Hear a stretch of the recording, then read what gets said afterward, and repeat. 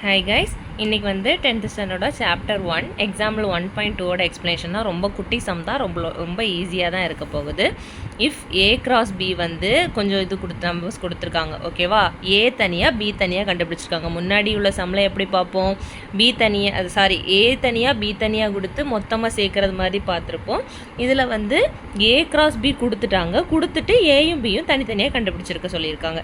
ஒன்றும் இல்லை, நம்ம பழைய சம்மில் வந்து ஆல்ரெடி பார்த்துருந்தோம், ஞாபகம் இருக்கா? இதில் எப்படி போடுவோன்னா மொதல் நம்பரும் செகண்ட் நம்பரும், இதில் மொதல் நம்பரும் இதில் உள்ள இதில் உள்ள மொதல் நம்பரும் அடுத்து இதை மொதல் நம்பரும் செகண்ட் நம்பரும், கரெக்டாக?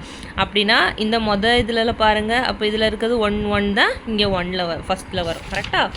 அதே மாதிரி இதில் பாருங்கள், இதில் என்ன இருக்குது? 1 2 3 4, அந்த ஃபஸ்ட் நம்பர் ஏக்குள்ளது இதுதான் வேல்யூ, கரெக்டாக? ஏ 2 தடவை ரிப்பீட் ஆகுதா?